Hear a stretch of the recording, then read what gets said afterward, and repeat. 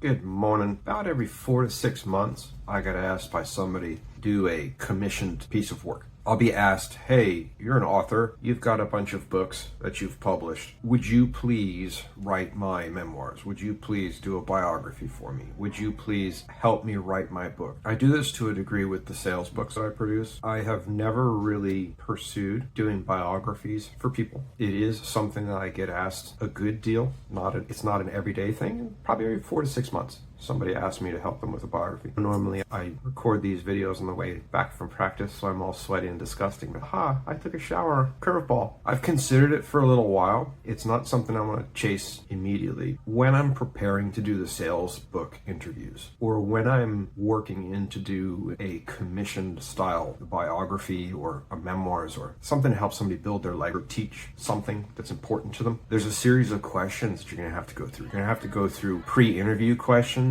where you have to have a basic understanding of who you're talking to prior to even beginning the interview, so that you have a solid view of who this person is, what their goals are. But you may need to ask, what inspired you to write this book? Who is your target audience? Who are you talking to? If you're interviewing somebody who has commissioned you to do a biography as a political person, they may be having a different audience target than Grandma June, who is speaking to her family and wants to explain how she and deceased Grandpa Pete met. Your target audience is going to change how you speak. In that first example of, am I interviewing somebody for a political book, a political candidate, or somebody like that, they need to be having a more persuasive conversation. They need to present their information differently than Grandma June is going to be to her family. Then you have to understand what themes or ideas are being explored in the book. That's important because that'll target and steer where we're going with things. Do you have specific time periods that you want to focus on? It may be a specific event. It may be a period of years. It may be a high school experiences, because you're trying to pass on to the next generation, like you got somebody in school who's coming up, etc. That'll set the goalposts and narrow your scope. It'll keep your interview more focused. It'll allow you to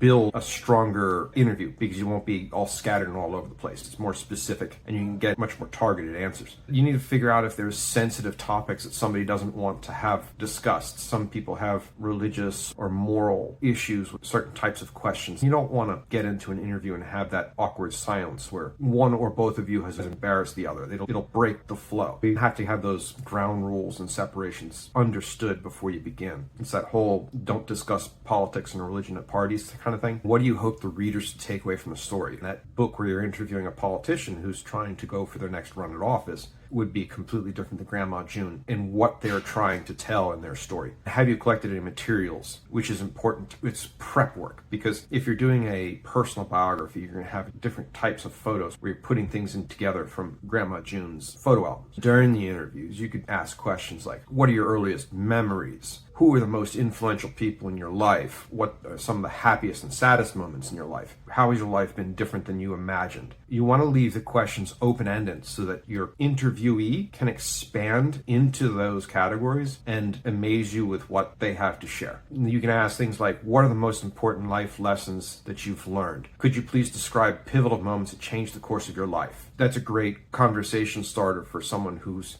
a World War II veteran or a Korean War or Vietnam War veteran. If you're interviewing those kinds of folks, what's your proudest accomplishments? How would you like to be remembered? The inspirational and aspirational moments are great to touch on because it allows people to personalize the who and the why, which is really important when you're trying to communicate those aspects of your life. Are there any stories or traditions that you'd like to share about your family that you'd like to establish and cultivate for the future generations? Something as simple as a special pie recipe for holidays, or family traditions as in the cultural traditions that you'd like to continue. What challenges have you faced? How did you overcome them? That allows somebody to impart the lessons that they've learned while explaining their experience and their gained wisdom. Those kinds of questions that are open-ended allow somebody to quickly develop themselves as a character in their own story, which is really important when you're commissioned to write the story for someone. It adds that touch of their character. Then there's going to be expectations for a finished product. A finished product, you need to have a well-structured narrative. That all begins with how you ask your questions, how you frame the interview. If you have the interview and it's all over the place without a structured organization to it, it can be very confusing. A movie example would be Pulp Fiction. Pulp Fiction's 3 or 4 different stories all woven together and smashed together out of sequence.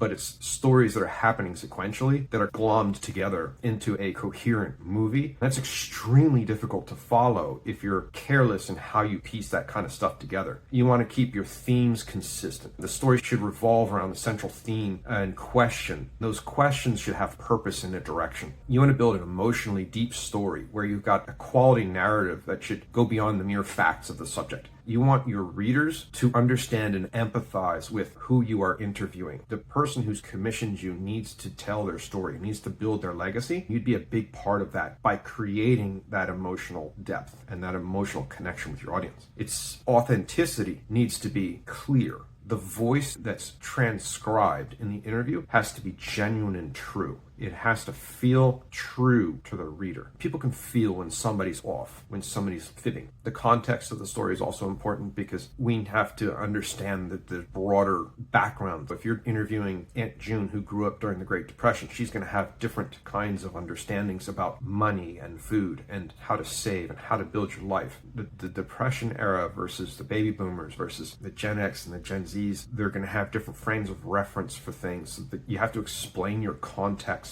in your story. That's important in both the asking your questions and wrapping up in your narrative. Balance. You need to keep a good solid balance in your presentation so that you're not showing active bias, either for or against. When your bias is heavy and weighted, it will change the reader's view of your character. People can also sense bias. When you have a strong bias one way or against, it's difficult to keep a clean story narrative. Again, balance. You need to have a good mix of personal anecdotes, keep the bias in check. You need to have reflections and factual information backing everything up. You need to be engaging. The stories that are told have to be entertaining. They don't have to be funny because that's not necessarily what you're looking for, but you need to be clear and have vivid, compelling explanations of your subject's life. They've commissioned you to strike a specific tone. It's important to make sure that you have that as an engaging component of the written story that you're telling. You need to include reflections and insights from people. That's what you're trying to do. You're trying to transcribe lived experiences into the written word so that you can more readily share them, be it from our Aunt June example all the way through a book commissioned by a local political or business leader. Those reflections and insights are where your customers and your reading audience are going to